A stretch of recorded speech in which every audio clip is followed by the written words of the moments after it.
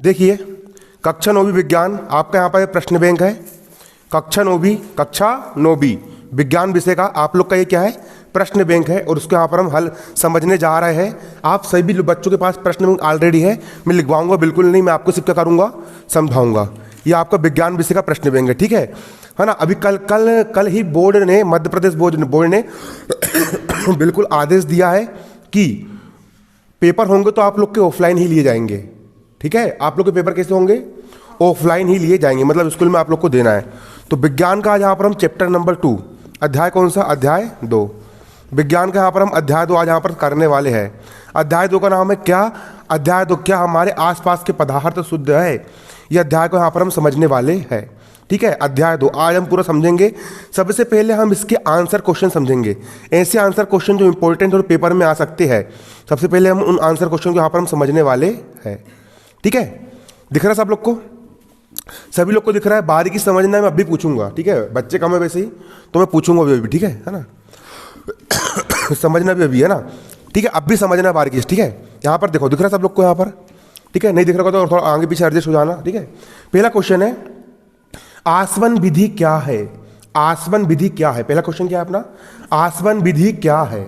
समझ में आ रहा है क्या, क्वेश्चन क्या है अपना, आसवन विधि क्या है। तो देखो, किसी मिश्रित द्रव के अवयव को उनके बाष्पन संक्रियताओं के आधार पर अलग करने की विधि आसवन विधि कहलाती है। जैसे कि मान लो कि तुमने क्या लिए, पेट्रोल लिए, तुमने डीजल लिए और मिट्टी का तेल लिए, तीनों को तुमने एक बाटल में मिला दिए। क्या मिला दिए, बाटल में मिला दिए। अब इसको तुमको अलग अलग करना है, क्या करना है तुमको उसको, तो कैसे करोगे, तो इसके लिए तुम क्या करोगे, अलग अलग करने के लिए इस पेट्रोल को, ये पूरे मिक्सचर को तुम कहाँ में डालोगे, एक कांच के तुम फ्लास्क में डालोगे, डाल लिए और हल्का सा नीचे से गर्म करोगे। तो पेट्रोल बहुत जल्दी भाप बन के उड़ जाता है। तो सबसे पहले क्या भाप बन के उड़ जाएगा, पेट्रोल भाप बन के उड़ेगा। तो तुम पहले पेट्रोल क्या कर लोगे, अलग कर लोगे। उसके बाद क्या भाप बन के उड़ेगा, डीजल भाप बन के उड़ेगा, उसका क्वथनांक उससे कम होता है, फिर डीजल को तुम अलग कर लोगे। और सबसे लास्ट में मिट्टी का तेल, तो उसको तुम क्या कर लोगे, अलग कर लोगे। इस प्रकार मतलब देखो, किसी मिश्रित द्रव के अवयव को, हमारे पास कोई क्या है, द्रव है, हमारे पास कोई क्या है, द्रव है, ठीक है, और उसके बहुत सारे क्या है, अवयव है। उस मिश्रित द्रव के अवयव को उनके बाष्पन के अंतर के आधार पर, ठीक है, प्रत्येक पदार्थ का बाष्पन कैसा होता है, अलग अलग होता है। कुछ पदार्थ ऐसे होते हैं जो अधिक तापमान पर भाप बनते हैं, कुछ पदार्थ ऐसे होते हैं जो कम तापमान पर क्या बनते हैं, भाप बनते हैं।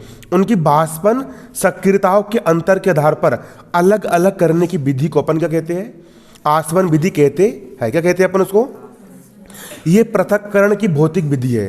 किसकी भौतिक विधि है, ये जो आसवन विधि होती है, पृथक्करण की कौन सी विधि होती है, भौतिक विधि होती है। जैसे देखो, जैसे पानी का आसवन करने के लिए उनकी अशुद्धियों निकाली जाती है और अधिक शुद्ध जल पाया जाता है। मान चलो कि तुमको बिल्कुल प्योर पानी चाहिए, तो तुमने घर का टाका पानी उठा लिए, उसको तुमने गर्म करे, और गर्म करके जिसे पानी भाप बनते जा रहा है, उस भाप को तुम एक नली के माध्यम से इकट्ठा करके अलग गिलास में भाप इकट्ठी कर ले रहे हो। तो वो जो पानी जो उबल के जो भाप बन के जो पानी गिलास में इकट्ठा होगा, पहले पानी भाप बना और नली के माध्यम से वो भाप ऊपर गई और अलग गिलास में इकट्ठी हुई, वो पानी कैसा रहेगा, बिल्कुल शुद्ध पानी रहेगा। कौन सा पानी रहेगा, वो शुद्ध पानी, क्योंकि डायरेक्ट भाप बन के आया तुम्हारे पास। समझ में आया कि नहीं आया, आ गया, बन जाएगा ये। अगला प्रश्न यहाँ पर देखो, अगला प्रश्न क्या है, क्रोमेटोग्राफी विधि क्या है। कौन सी विधि, क्रोमेटोग्राफी विधि क्या है, क्रोमेटोग्राफी विधि क्या है। देखिए, जल में घुलनशीलता के आधार पर, किसके आधार पर, जल में घुलनशीलता के आधार पर कुछ पदार्थ ऐसे होते हैं जो जल में आसानी से घुल जाते हैं और कुछ पदार्थ घुल पाते हैं क्या, नहीं घुल पाते, है ना। तो जल में घुलनशीलता के आधार पर विलेय पदार्थ, कौन सा पदार्थ, विलेय पदार्थ किसको बोलेंगे, जो घोला जाता है। शक्कर घोल रहे हैं तो शक्कर यहां पर क्या होगी, तुम्हारी विलेय होगी। नमक घोल रहे हैं तो नमक क्या है, विलेय पदार्थ। और किस में घोल रहे हैं, पानी में घोल रहे हैं, तो पानी को हम क्या बोलेंगे, विलायक बोलेंगे। जिसमें घोला जाता है उसे विलायक कहते हैं। क्या बोला मैंने, जिस विलायक कहते हैं, और जिसको घोलते हैं उसको क्या कहते हैं, विलेय कहते हैं। तो अपन पर विलेय पदार्थ जिसको अपन घोल रहा है, फिल्टर पत्र पर अलग अलग सतह पर अपने रंग की छाप छोड़ते हैं, ठीक है। अगर मान लो तुमने पानी में एक पदार्थ घोले, फिर उसको तुम छानोगे, तो फिल्टर पत्र, जो फिल्टर पत्र होता है, है ना, वो अलग रंग दिखाएगा, और दूसरे पदार्थ को घोलोगे पानी में तो वो अलग रंग दिखाएगा, अलग अलग छाप छोड़ते हैं। इस प्रकार उन्हें अलग किया जा सकता है। यह विधि उन विलेय पदार्थों को पृथक करने में प्रयोग की जाती है जो एक ही प्रकार के विलायक में घुले होते हैं। इस विधि के द्वारा रंगों को मुख्यतः पृथक किया जाता है, इसीलिए इसे क्रोमेटोग्राफी कहते हैं। मान चलो कि मैंने क्या किया, मैंने एक गिलास पानी लिया और एक गिलास पानी में मैंने स्याही, जो पेन की स्याही होती है, स्याही की मैंने 3 बूंद टपका दिया तो स्याही की बूंद कहाँ में घुल जाएगी, पूरी तरह से पानी में घुल जाएगी। अब मुझे स्याही को कहाँ से अलग करना है, पानी से अलग करना है। तो मैं क्या करूँगा, एक फिल्टर पत्र लूँगा और उसमें पानी को छान लूँगा। तो फिल्टर पत्र में क्या होगा, पानी पूरा निकल के नीचे जाएगा और स्याही का जो रंग रहेगा वो कहाँ में चढ़ जाएगा, फिल्टर में चढ़ जाएगा। इस प्रकार रंग यहाँ पर क्या हो जाएंगे, अलग हो जाएंगे। तो क्रोमेटोग्राफी विधि द्वारा अपन किसका पृथक्करण करते हैं, रंगों का अपन क्या करते हैं, पृथक्करण करते हैं। समझ में आ रहा है कि नहीं आ रहा है, आ रहा है, दिख रहा है आप लोग के यहाँ पर अच्छे से दिख रहा है, बारीकी से सबको आ रहा है समझ में, ठीक है। बढ़े अपन आगे, ठीक है, कि फिर से बताऊं, पूछना होगा तो फिर से पूछ लेना, ठीक है। और याद करना है इनको बिल्कुल, क्योंकि पेपर तुम लोग की होना बिल्कुल निश्चित है। और वार्षिक परीक्षा तुम लोग की हुई तो 6 और तिमाही के मात्र 5-5% नंबर जुड़ेंगे, बाकी पूरे 90% नंबर किससे जुड़ेंगे, वार्षिक के। तैयारी बिल्कुल जोरदार करना अपनी, बिल्कुल ठीक है। अगला क्वेश्चन यहाँ पर तुम्हारा क्या है, देखो अगला प्रश्न है, प्रभाजी आसवन किसे कहते हैं। प्रश्न क्या है, प्रभाजी आसवन किसे कहते हैं। कौन सा आसवन, प्रभाजी आसवन किसे कहते हैं, प्रभाजी आसवन विधि किसे कहते हैं। देखो एक आप कॉपी दिखाओ, प्रभाजी आसवन विधि किसे कहते हैं। एक आप कॉपी और एक पेन,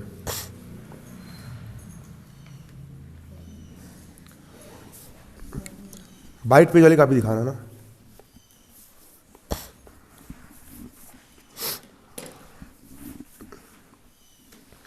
दिखाओ ना, पेन दिखाओ एक। देखो अपन जमीन के अंदर जब खुदाई की जाती है या समुद्र की सतह पर क्या निकलता है मालूम तुमको, पेट्रोल निकलता है। क्या निकलता है, पेट्रोलियम निकलता है। क्या निकलता है, पेट्रोलियम किसको बोलते हैं, काला गाढ़ा बदबूदार लसलसा, एक बहुत ही घिन्न आयास को देख करके इतना बदबू मारता है, उस पदार्थ को अपन क्या बोलते हैं, पेट्रोलियम बोलते हैं। क्या बोलते हैं उसको अपन।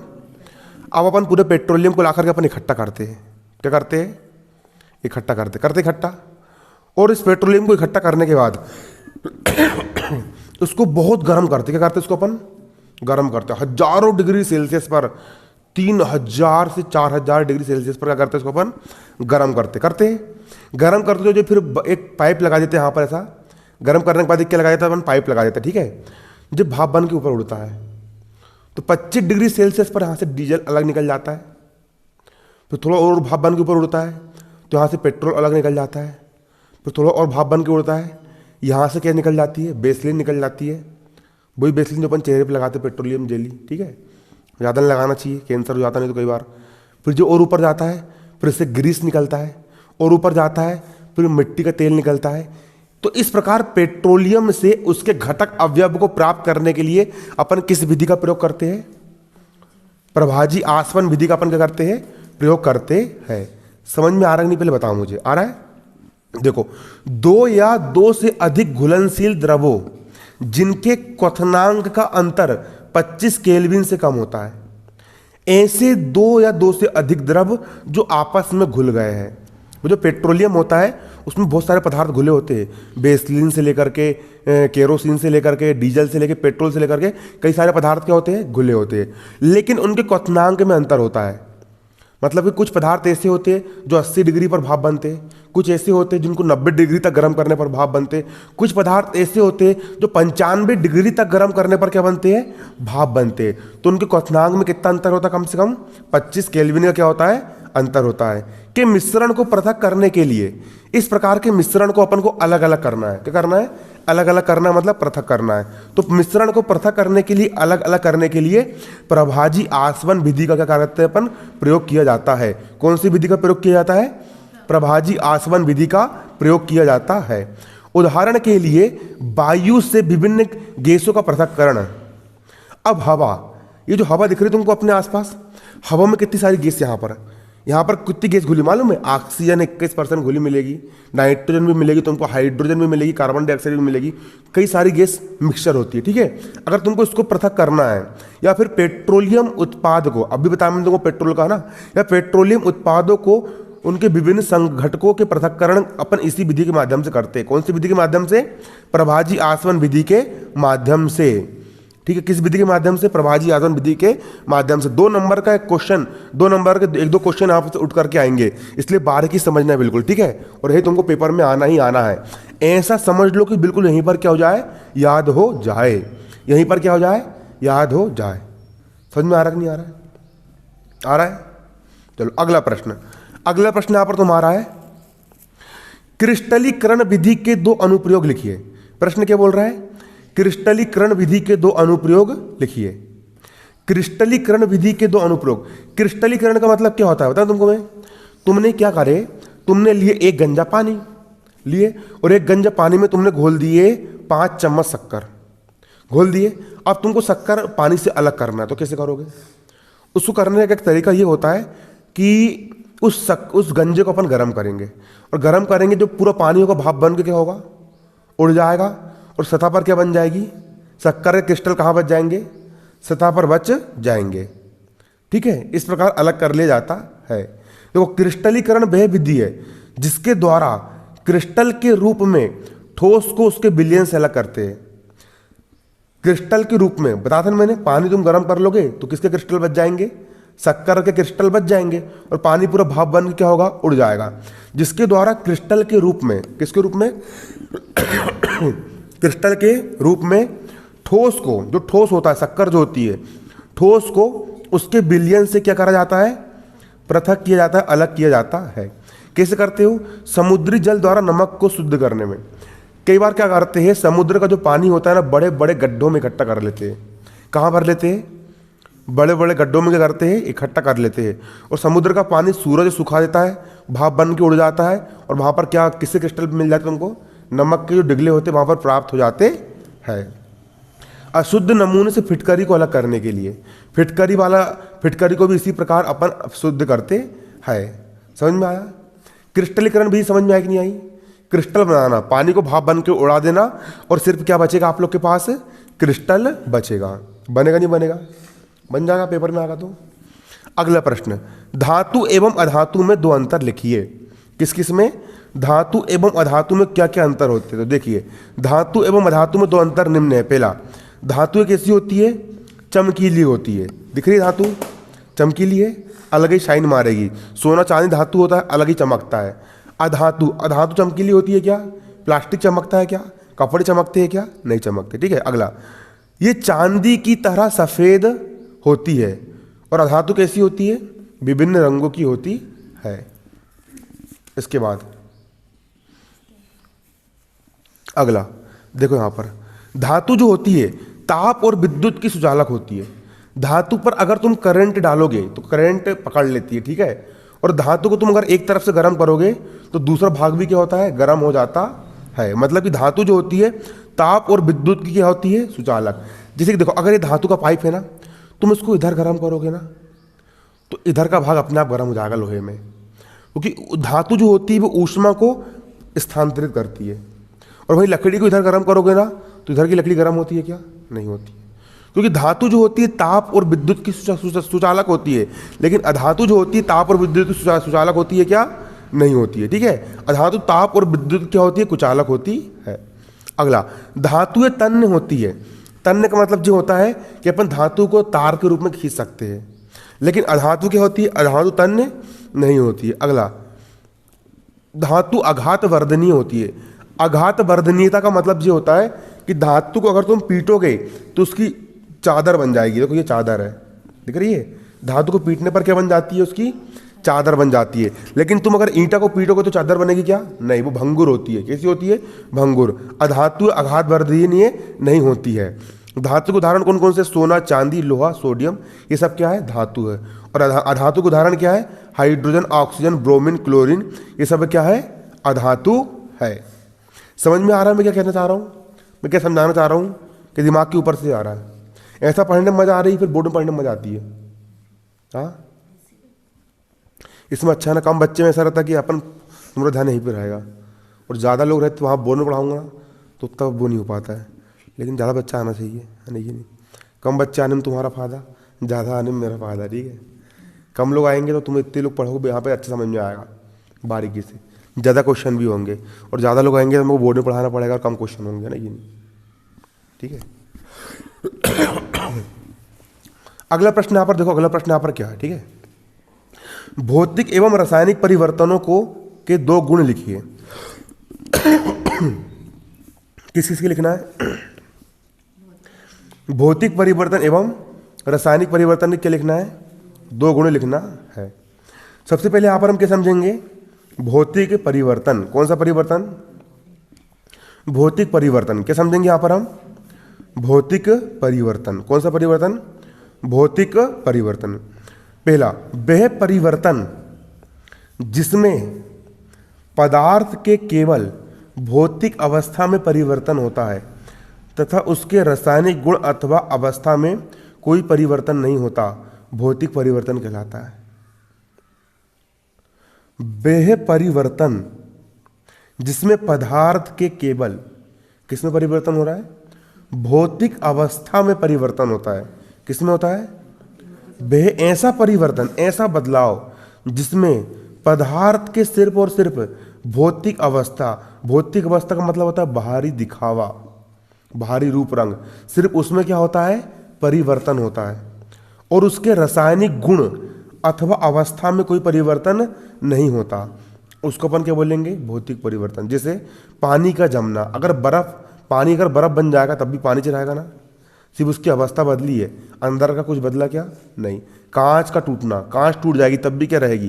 कांच ही रहेगी ना, तो इसको अपन क्या बोलेंगे? भौतिक परिवर्तन कहते हैं। क्या बोलते हैं इसको अपन? भौतिक परिवर्तन। दूसरा पॉइंट, भौतिक परिवर्तन में पदार्थ के रंग, रूप, आकार और परिमाप में ही परिवर्तन होता है। भौतिक परिवर्तन में क्या होता है? जो पदार्थ होता है उसका रंग चेंज हो जाएगा या रूप चेंज हो जाएगा, ठीक है, में परिवर्तन होता है। इससे कोई नया पदार्थ बनता है क्या? नहीं बनता है। इससे कोई नया पदार्थ नहीं बनता है। इसको अपन क्या बोलेंगे? भौतिक परिवर्तन कहेंगे, ठीक है। अगला होता है रासायनिक परिवर्तन। अब रासायनिक परिवर्तन समझो, पदार्थ में होने वाला वह परिवर्तन जिससे नया पदार्थ बन जाए। जैसे लोहा है, लोहे में अगर एक बार जंग लग गई तो वापस लोहा बनेगा क्या? दूध से अगर एक बार दही बन गया तो वापस दूध बन सकता है क्या वो? तो पूरा का पूरा पदार्थ चेंज हो जाए, अंदर से ही क्या हो जाए? पूरा बदल जाए, उसको अपन क्या बोलेंगे? रासायनिक परिवर्तन। पदार्थ में होने वाला वह परिवर्तन जिससे नया पदार्थ प्राप्त होता है। जिससे क्या प्राप्त होता है? नया पदार्थ प्राप्त होता है जो मूल पदार्थ के रासायनिक और भौतिक गुणों से पूरी तरह भिन्न होता है। जैसे दूध, दही में चेंज हो गया तो जमीन आसमान का अंतर है दूध और दही में, है कि नहीं है? लोहा और जंग में जमीन आसमान का क्या है? अंतर है, ठीक है। रासायनिक परिवर्तन कहलाता है। जैसे लोहे पर जंग लगना। दूसरा, ये परिवर्तन क्या होते हैं? स्थायी होते हैं। एक बार परिवर्तन हो गया रासायनिक परिवर्तन तो दोबारा फिर वापस मूल पदार्थ बन पाता है क्या? नहीं बन पाता है, ठीक है। आया समझ में? इसको अपन क्या बोलेंगे? रासायनिक परिवर्तन बोलेंगे। क्या बोलेंगे? रासायनिक परिवर्तन। समझ में आया कि नहीं? यहाँ पे बताओ, आ रहा समझ में? दिमाग के अंदर जा रहा है? क्यों इधर जा रहा है? चलो अगला प्रश्न ना, अगला प्रश्न यहाँ पर तुम्हारा है, उपधातु क्या होती है? प्रश्न क्या कह रहा है यहाँ पर तुम्हारा? उपधातु क्या होती है? उपधातु किसे कहते हैं? एक उपधातु का नाम लिखिए। पेपर में प्रश्न क्या आएगा आपका? उपधातु क्या होती है? एक उपधातु का नाम लिखिए। अच्छे समझो, यहीं पर याद होना चाहिए बिल्कुल। उपधातु, उपधातु वे तत्व, वे तत्व, ऐसे तत्व, वे तत्व, ऐसे तत्व जिनमें धातु तथा अधातु दोनों के गुण पाए जाते हैं, उन्हें उपधातु कहते हैं। मतलब जो तत्व धातु के गुण भी दर्शा रहा है और अधातु के गुण भी क्या कर रहा है? दर्शा रहा है, उनको अपन क्या बोलेंगे? उपधातु। मतलब जो बीच वाले हैं, ठीक है, धातु के भी दर्शा रहा है और अधातु के गुण भी दर्शा रहा है, उसको अपन क्या बोलेंगे? उपधातु कहेंगे। एग्जाम्पल, बोरान, सिलिकॉन, जर्मेनियम, ये सब काय के एग्जाम्पल है? उपधातु के क्या है? एग्जाम्पल है। वे तत्व जिनमें धातु तथा अधातु दोनों के गुण पाए जाते हैं। बारीकी समझो मैं क्या बोल रहा हूं। ऐसे तत्व जिनके अंदर धातु और अधातु दोनों के क्या पाए जाते हैं? गुण पाए जाते हैं, उनको अपन क्या कहते हैं? उपधातु कहते हैं। एग्जाम्पल क्या है? बोरान, सिलिकॉन, जर्मेनियम आदि। बनेगा नहीं बनेगा? बन जाएगा। अगला प्रश्न, तत्व एवं यौगिक में अंतर लिखिए। अगला क्वेश्चन यहाँ पर क्या कह रहा है? तत्व में और यौगिक में क्या अंतर होता है आपको यहाँ पर बताना है। किसमें? तत्व और यौगिक में क्या लिखना है? अंतर लिखना है। तत्व क्या होता है और यौगिक क्या होता है, तो बारीकी समझो। तत्व जो होता है ना, प्रकृति में कुल मिलाकर के 118 तत्व पाए जाते हैं। जैसे कि पेपर लोहा हो गया, Fe, ये एक तत्व है। कापर यानी तांबा एक तत्व है।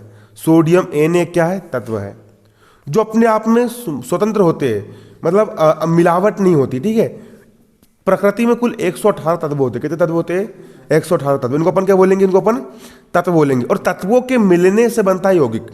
जैसे कि एक तत्व मिला हाइड्रोजन और एक मिला ऑक्सीजन, तो ये बन गया यौगिक। H2 मतलब जल, जल का यहाँ पर क्या बन गया? यौगिक बन गया। ठीक है, तत्व मतलब जो सेपरेट सिंगल सिंगल होते हैं उसको अपन क्या बोलेंगे? तत्व। और दो तत्व आपस में मिलाकर क्या बना लेते हैं? यौगिक बना लेते हैं। ठीक है, दो तत्व आपस में मिलकर क्या बना लेते हैं? यौगिक बना लेते हैं। समझ में आ रहा है नहीं आ रहा है? तत्व देखो, तत्व, तत्व का निर्माण एक प्रकार के परमाणु से मिलकर होता है। जैसे Fe, तो पूरे लोहे की अपन ने राट लेकर के आ गए, तो वो कौन सा तत्व है? Fe का वो क्या है? तत्व है। तो तत्व का जो निर्माण होता है ना, एक ही प्रकार के परमाणु से मिलकर होता है। किससे मिलकर होता है? एक ही प्रकार के परमाणु से मिलकर होता है। यौगिक, यौगिक का निर्माण दो या दो से अधिक परमाणु से मिलकर होता है। देखो, दो या दो से अधिक परमाणु। एक परमाणु हो गया किसका? हाइड्रोजन का। दूसरा किसका हो गया? ऑक्सीजन का। दो या दो से अधिक प्रकार के परमाणु जब मिलते हैं तो क्या बना लेते हैं? यौगिक बना लेते हैं। तत्व में क्या होता है? तत्व का निर्माण एक ही प्रकार के परमाणुओं से मिलकर होता है, और यौगिक का निर्माण दो या दो से अधिक परमाणुओं से मिलकर होता है। समझ में आया? तत्व का निर्माण कैसे होता है? एक ही प्रकार के परमाणु से मिलकर होता है, और यौगिक का निर्माण कैसा होता है? दो या दो से अधिक परमाणुओं के मिलने से होता है। अगला, तत्वों की संख्या लगभग कितनी है? 112। तत्वों की संख्या कितनी है? 112, 118 लिख देना ना, 118 के आसपास है। यौगिक, यौगिक की संख्या कितनी है? बहुत अधिक है। जितने मिलाओगे उतने बन जाएंगे, अरबों खरबों में। ठीक है, यौगिक की संख्या कैसी है? बहुत अधिक है। अगला, तत्व के गुणधर्म उसके परमाणु के कारण होते हैं। ठीक है, तत्व के जो गुणधर्म होते हैं किस कारण से होते हैं? उसके परमाणु के कारण से होते हैं। लेकिन यौगिक के जो गुणधर्म होते हैं उसके अणु के कारण होते हैं। इस लाइन को समझना। जैसे कि मान चलो कि मैंने एक Fe का रोड लिया, ठीक है, तो ये किससे मिलके बना है? Fe से मिलके बना है, तो उसमें पूरे गुण किसके रहेंगे? Fe के रहेंगे। अब मैंने एक नमक का डिगला लिया। किसका डिगला लिया? नमक। नमक का मतलब होता है NaCl। Na मतलब सोडियम। क्या नमक में सोडियम के गुण होते हैं क्या? नहीं होते। सोडियम इतना खतरनाक होता है कि तुम्हारे हाथ में रखो तो हाथ जल जाएगा। और नमक क्लोरीन, क्या क्लोरीन के गुण होते हैं? क्लोरीन इतनी जहरीली गैस होती है, इतनी सी बॉडी के अंदर चल जाए तो इंसान मर जाएगा। लेकिन जब दोनों मिल जाते हैं तो NaCl का जब यौगिक बनता है तो उसको अपन खा लेते हैं, क्योंकि ये काम बदल गया। नमक में क्या हो गया? ये बदल गया। तो कहने का मतलब ये है कि जो तत्व होते हैं उसके जो खुद के परमाणु होते हैं वो उसके गुण प्रकट करता है, लेकिन जो यौगिक होते हैं वो उसके परमाणु गुण प्रकट नहीं करता है, बल्कि जो एक अणु बना है इस अणु के गुण को प्रकट करता है वो। ठीक है, आ कि नहीं आ समझ में? आ गया? देखो देखो यहाँ पर समझना, यौगिक के जो गुणधर्म होते हैं उसके सूक्ष्मतम कण अणु के कारण होते हैं। यौगिक के जितने भी गुणधर्म होते हैं किस कारण से होते हैं? उसके सूक्ष्मतम कण अणु के कारण होते हैं। और तत्व के गुणधर्म किस कारण होते हैं? परमाणु के कारण होते हैं। और यौगिक गुणधर्म किस कारण होते हैं? उसके अणु के कारण होते हैं। समझ में आ रहा है? इसके बाद अगला प्रश्न यहाँ पर देखोगे,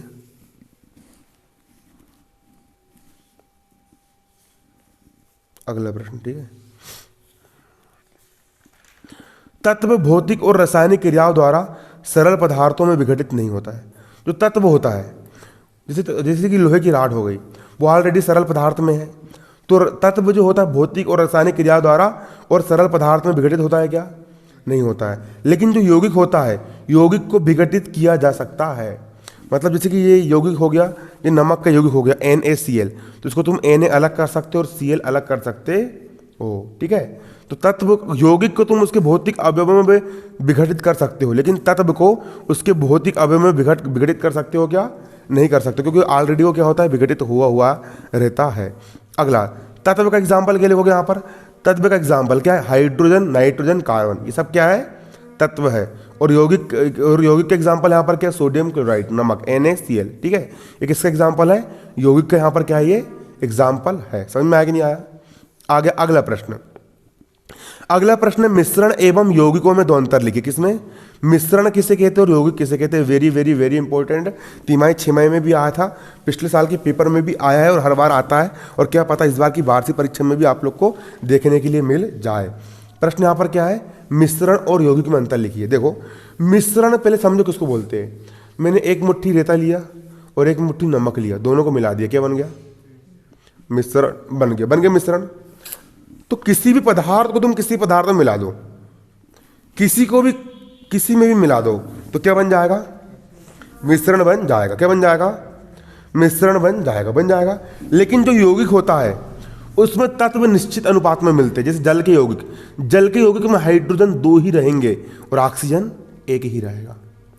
तो यौगिक में तत्वों के मिलने का जो अनुपात होता है वो कैसा होता है?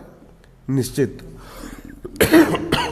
निश्चित का मतलब होता है फिक्स्ड होता है कि हाइड्रोजन 2 ही रहेंगे और ऑक्सीजन 1 ही रहेगा। लेकिन जो मिश्रण होता है, मिश्रण में कोई भी पदार्थ कितनी भी मात्रा में हम मिला सकते हैं। किसमें? मिश्रण में। ठीक है, आ रहा समझ में? देखो, मिश्रण किसको बोलेंगे? तत्व या यौगिक केवल मिश्रण बनाने के लिए मिलते हैं। मिश्रण में क्या होता है? तत्व या यौगिक जो होते हैं वो सिर्फ मिश्रण बनाते हैं, सिर्फ मिक्सचर बनता है उनका, ठीक है। किंतु किसी भी नए यौगिक का निर्माण करते हैं क्या? नहीं करते। मिश्रण में किसी भी यौगिक नए यौगिक का निर्माण होता है? नहीं होता। तुमने रेत में शक्कर मिला दिए, कुछ नया बना क्या? नहीं बना। सिर्फ क्या बनेगा? मिश्रण बनेगा, ठीक है। और यौगिक किसको बोलेंगे? तत्व क्रिया करके यौगिक का निर्माण करते। 2 तत्व क्रिया करेंगे, सोडियम Na और क्लोरीन, दोनों ने आपस में क्रिया करे और क्या बना लिए? नमक बना लिए। तो यौगिक में क्या होता है? 2 पदार्थ आपस में क्रिया करके क्या बनाते हैं? एक नया पदार्थ बनाते हैं। क्या बनाते हैं? नया पदार्थ बनाते हैं। देखो, मिश्रण का संगठन परिवर्तनीय होता है। तुमने रेत में शक्कर मिला दिए, फिर तुम वापस रेत अलग कर सकते हो, शक्कर अलग कर सकते हो ना। लेकिन जो यौगिक बनता है, यौगिक स्थायी होता है। एक बार नमक बन गया, फिर उसको तुम क्लोरीन गैस नहीं निकाल सकते। निकाल सकते हो क्या? नहीं। इसलिए यौगिक कैसा होता है? हमेशा कैसा होता है? स्थायी होता है। मिश्रण का जो संगठन होता है वो परिवर्तनीय होता है, फिर से बदलाव ला सकते हैं, लेकिन यौगिक में बदलाव नहीं ला सकती। यौगिक कैसा होता है? स्थायी होता है। अगला, मिश्रण जो होता है उसके घटक के गुणधर्म दर्शाता है। इसका मतलब समझना, मैंने एक गिलास पानी लिया, उसमें शक्कर मिला दिया, क्या बन गया? मिश्रण बन गया। तो जो शरबत बनेगा उसमें पानी का टेस्ट भी आएगा और शक्कर का टेस्ट भी आएगा। लेकिन अगर हम सोडियम और क्लोरीन को मिलाकर जब हम नमक बनाते हैं तो क्या इसमें सोडियम का टेस्ट आता है क्या? तुम सोडियम खाओगे तो मर जाओगे। क्लोरीन का टेस्ट आता है क्या? नहीं आता, ठीक है। क्लोरीन गैस इतनी तुम्हारी बॉडी के अंदर चलेगी, तुम क्या जाओगे? निपट जाओगे। लेकिन जो नमक बना, अपन उसको मजे से खाते रहे ना। तो उसका मतलब क्या है कि जो मिश्रण बनता है, मिश्रण उसके जो घटक अवयव होते हैं उनके गुणों को नहीं दर्शाता। समझ में आया कि नहीं आया? आ गया। मिश्रण में जो नया पदार्थ बनता है नमक, उसके गुणधर्म पूरी तरह से कैसे होते हैं? अलग अलग होते हैं, ठीक है। अगला प्रश्न, मिश्रण के जो घटक होते हैं, मिश्रण के घटकों को भौतिक विधि से सुगमता से पृथक किया जा सकता है। किसको? मिश्रण को ना। मिश्रण के घटकों को भौतिक विधियों द्वारा सुगमता से मतलब आसानी से पृथक किया जा सकता है। लेकिन जो यौगिक होते हैं, यौगिक में घटकों को केवल रासायनिक विधि द्वारा ही पृथक कर सकते हैं। मतलब मिश्रण को पृथक करना आसान है और यौगिक को पृथक करना कैसा है? कठिन है। कैसा है? ठीक है। अगला प्रश्न यहां पर देखो, अगला प्रश्न यहां पर क्या कहा जा रहा है? मिश्र धातु किसे कहते हैं? क्वेश्चन क्या बोल रहा है यहां पर हमारा? मिश्र धातु किसे कहते हैं? एक मिश्र धातु का नाम लिखिए। कौन सी धातु? मिश्र धातु किसे कहते हैं? एक मिश्र धातु का नाम लिखिए। तो देखो, मिश्र धातु, अपन ने 2 धातु को मिला करके एक नई धातु बना ली है, उसको अपन क्या बोलेंगे? मिश्र धातु बोलेंगे। 2 या 2 से अधिक धातुओं के समांगी मिश्रण से मिश्र धातु बनती है। अपन ने लोहा लिए और अपन ने तांबा लिए, दोनों को पिघला दिए और पिघला करके अपन ने मिला दिए और सुखा लिए। तो 2 धातु जब आपस में मिलती है तो क्या बोलेंगे उसको अपन? मिश्र धातु।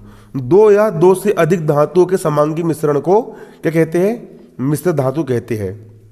जिसे इन्हें भौतिक क्रिया द्वारा अवयव में विभक्त नहीं कर सकते। इसको अपन अलग अलग कर सकते हैं क्या? नहीं कर सकते, किंतु फिर भी इनको मिश्रण माना जाता है क्योंकि ये अपने घटक अवयव के गुण दर्शाते हैं और पृथक पृथक संगठन रखते हैं। तो अपन ने पीतल लिए, पीतल, और अपन ने जिंक लिए, जिंक धातु, और दोनों को अपन ने पिघला के मिला दिए, ठीक है। और कापर से क्या बन जाता है? और कापर लिए, कापर क्या ले लिए अपन ने? कापर ले लिए और सबको मिला दिए, क्या बन गई? एक मिश्र धातु बन गई। क्या बन गई? स्टील जो होती है, स्टील में भी इस्पात हो गया, लोहा हो गया और कापर हो गया, बहुत सारी धातु को क्या करते हैं? मिला करके बनाते हैं। तो दो या दो से अधिक धातुओं का समांगी मिश्रण क्या कहलाता है? मिश्र धातु कहलाता है। जब तुम दो या दो से अधिक धातुओं को आपस में मिला लोगे तो क्या बन जाएगी? मिश्र धातु बन जाएगी। क्या बन जाएगी? क्या बोला मैंने? दो या दो से अधिक धातुओं का समांगी मिश्रण। जब तुम दो या दो से अधिक धातुओं को आपस में मिला लोगे और एक नया वाला समांगी मिश्रण प्राप्त कर लोगे तो उसको अपन क्या बोलते हैं? मिश्र धातु कहते हैं। दो या दो से अधिक धातुओं का समांगी मिश्रण क्या कहलाता है? मिश्र धातु कहलाता है। ठीक है, क्या बोले यहाँ पर हमने? दो या दो से अधिक धातुओं का समांगी मिश्रण, दो या दो से अधिक धातुओं का समांगी मिश्रण क्या कहलाता है? मिश्र धातु कहलाता है। बन जाएगा। अगला प्रश्न है, भौतिक एवं रासायनिक परिवर्तनों को दो उदाहरण दीजिए। भौतिक परिवर्तन किसको बोलेंगे? पानी का उबलकर भाप बनना, जल का उबलकर बाष्प बनना, ये भौतिक परिवर्तन है। और पेड़ों का काटना, ये भी क्या है? भौतिक परिवर्तन। रासायनिक परिवर्तन क्या है यहाँ पर? लोहे की वस्तु पर जंग लगना। एक बार लोहे में जंग लग गई तो दोबारा वो लोहा बनता है क्या? नहीं, यह रासायनिक परिवर्तन है। लकड़ी या कागज जलना, एक बार लकड़ी जल गई वापस लकड़ी बन पाएगी वो? नहीं, तो ये भी कौन सा परिवर्तन है? रासायनिक परिवर्तन है। यह अध्याय तुम्हारा पूरा क्या हो गया?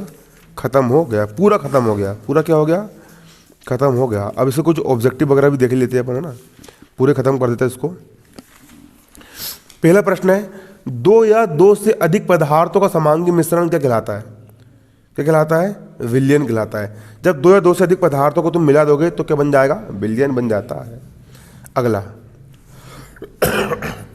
विलयन का वह घटक जिसकी मात्रा दूसरे से अधिक होती है और जो दूसरे घटक में विलयन में मिलाता है उसको अपन कहते हैं विलायक। जिसकी मात्रा अधिक होती, पानी की मात्रा अधिक है तो वो क्या बन जाएगा? विलायक। और शक्कर की मात्रा कम है तो उसको अपन क्या बोलेंगे? विलय। जिसमें घोला जाता है उसको अपन विलायक कहते हैं और जिसको अपन घोलते हैं उसको अपन क्या कहते हैं? विलय कहते हैं, है ना। अगला, टिंचर आयोडीन के विलयन में विलय क्या है? आयोडीन को घोल रहे हैं ना अपन, ठीक है, क्या है विलय? यहाँ पर आयोडीन है। अगला, सोडा जल विलयन में विलय क्या होता है? CO2 मतलब कार्बन डाइऑक्साइड गैस, ठीक है। अगला, वायु एक विलयन है। किसका विलयन है? गैसों में गैस का विलयन, ठीक है, गैसों में गैस घुली होती है वायु में ना। अगला, निम्नलिखित में से कौन सा पदार्थ ऊर्ध्वपातित हो सकता है? सभी हो सकते हैं, ठीक है। एंथ्रासीन भी मतलब ऊर्ध्वपातन हो जाएगा। ऊर्ध्वपातन का मतलब क्या होता है? ठोस से सीधे काम बदलना, गैस में बदलने की क्रिया, उसको अपन क्या कहते हैं? ऊर्ध्वपातन कहते हैं। बिना द्रव में बदले ठोस से डायरेक्ट काय में चेंज होना, गैस में चेंज होना, उसको अपन क्या बोलते हैं? ऊर्ध्वपातन कहते हैं। अगला प्रश्न है, फोम कोमा रबड़ एवं स्पंज के परिक्षेपण माध्यम खालिस्तान होता है। कैसा होता है? ठोस होता है। फोम, रबड़ और स्पंज में परिक्षेपण माध्यम कैसा होता है? ठोस होता है। अगला, मिल्क ऑफ मैग्नीशिया में परिक्षेपण माध्यम क्या है? द्रव है। क्या है? द्रव। अगला, टिंडल प्रभाव खालिस्तान विलयन द्वारा प्रदर्शित किया जाता है। तो टिंडल प्रभाव जो होता है वो तो कोलाइडी विलयन द्वारा प्रदर्शित होता है। अगला, दो घुलनशील द्रवों के मिश्रण को किस विधि से अपन अलग कर सकते हैं? आसवन विधि से अलग कर सकते हैं। अगला, डाई के घटक रंगों को किस विधि से पृथक करते हैं अपन? क्रोमेटोग्राफी। तो डाई होती है जो बाल में लगाया जाता है, उसके रंगों को, ठीक है, ठीक है, कैसा? उसके रंगों को। कौन कौन लगवाता डाई? क्यों कोई नहीं लगवाता क्या? मैंने लगवाया इस बार। अब बुढ़ी डाई बाल पक रहे थे यार, तो लगवा ली मैंने फिर,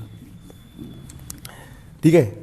डाई के घटक रंगों को किस विधि से अपन अलग कर सकते हैं? क्रोमेटोग्राफी विधि से अपन क्या कर सकते हैं? अलग कर सकते हैं। अगला प्रश्न, मिश्र धातु पीतल के घटक बताइए। पीतल किस किस से मिलकर बनता है? तो जिंक और कॉपर को मिलाने से क्या बनता है?